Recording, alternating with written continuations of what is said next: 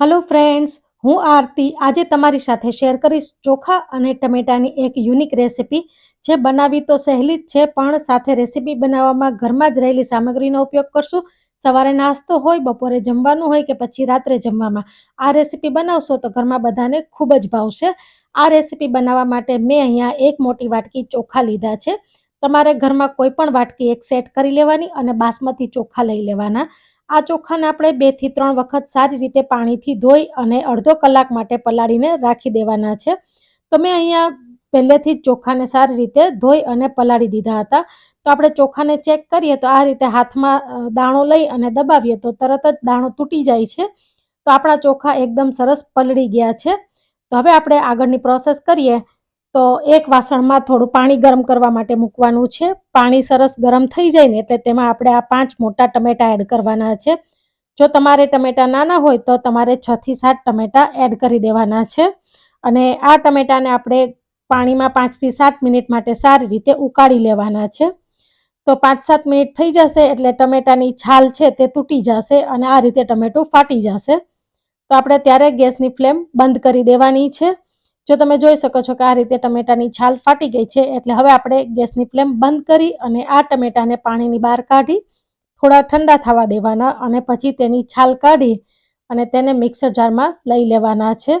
અને મિક્સર જારમાં એકદમ સારી રીતે એને ગ્રાઇન્ડ કરી લેવાના છે.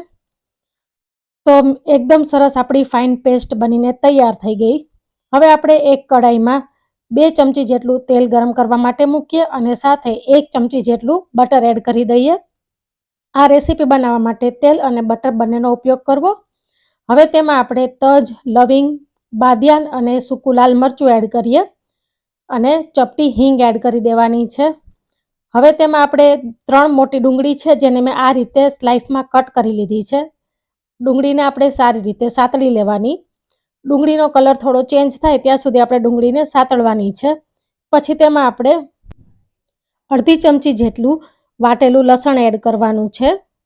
તો અહીંયા મેં 8 થી 10 કળી લસણની લઈ લીધી છે, જેને વાટી લીધી છે તે એડ કરવાનું છે અને અડધો ઇંચ આદુનો ટુકડો સાથે મેં વાટી લીધો છે. 5 થી 10 સેકન્ડ માટે આપણે લસણને પણ સારી રીતે સાતળી લેવાનું. હવે તેમાં આપણે 2 મીડિયમ સાઇઝના ટમેટા છે જેને મેં રફલી ચોપ કરી દીધા તે એડ કરી દઈએ અને ટમેટાને આપણે 1 થી 2 મિનિટ માટે સારા એવા સાતળી લઈએ.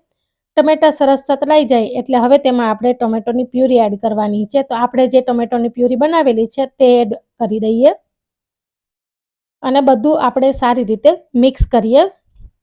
તો બધું એકદમ સરસ મિક્સ થઈ જાય પછી તેમાં આપણે થોડા મસાલા એડ કરી દઈએ. તો બધું સરસ મિક્સ થઈ ગયું છે. તો હવે તેમાં સ્વાદ પ્રમાણે મીઠું એડ કરશું. અડધી ચમચી જેટલી હળદર એડ કરીએ. હળદર અહીંયા આપણે વધારે એડ નથી કરવાની.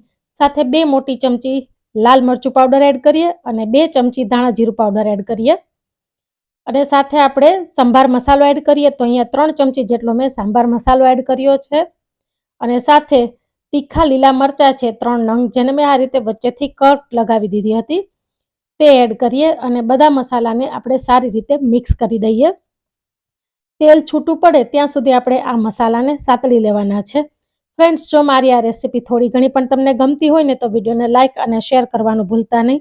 ચેનલ પર નવા હોય તો સબસ્ક્રાઇબ કરી સાથે આપેલું બેલ આઇકન પ્રેસ કરજો જેથી આવનારા દરેક નવા વિડીયોની નોટિફિકેશન તમને સૌથી પહેલા મળી જાય. તો એકદમ સરસ એવી આપણી ગ્રેવી સતળાઈ ગઈ છે. તો હવે તેમાં આપણે કાજુ એડ કરીએ. તો 8 થી 10 નંગ જેટલા આપણે કાજુ એડ કરી દઈએ. કાજુને પણ સારી રીતે મિક્સ કરી અને 2 મિનિટ માટે થવા દઈએ. તો 2 મિનિટ પછી આપણે જે ભાત પલાળેલા હતા તેમાંથી વધારાનું પાણી કાઢી અને એ ભાતને આમાં એડ કરી દેવાના છે. તો એકદમ સારી રીતે ચોખાને આપણે મિક્સ કરીએ. તો એકદમ સરસ આપણા ચોખા મિક્સ થઈ ગયા છે. તો હવે તેમાં આપણે પાણી એડ કરવાનું છે. તો પહેલાં તમે અહીંયા જે મોટી વાટકી ભરીને ચોખા લીધા છે એટલું જ આપણે પાણી એડ કરીએ અને સારી રીતે મિક્સ કરી દઈએ. એકદમ સરસ બધું મિક્સ થઈ ગયું છે. તો હવે ઢાંકી અને 5 થી 7 મિનિટ માટે આપણે થવા દેવાનું છે અને અત્યારે ગેસની ફ્લેમ આપણે મીડિયમ ટુ સ્લો રાખવાની છે અને વચ્ચે 2 મિનિટ થાય એટલે આપણે આ રીતે ચમચો ફેરવી દઈએ.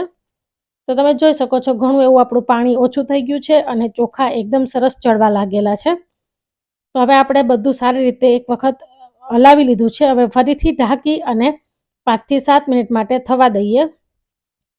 તો તમે જોઈ શકો છો પાણી લગભગ બધું જ એબ્ઝોર્બ થઈ ગયું છે, પણ થોડા હજી ચોખા કાચા લાગે છે, તો હું ફરીથી પોણા કપ જેટલું પાણી એડ કરી દઈશ. તો આપણે જે વાટકીનું માપ લીધું છે ટોટલ, તેનું 1 કપ ચોખા સામે પોણા 2 વાટકી જેટલું પાણી જોઈએ.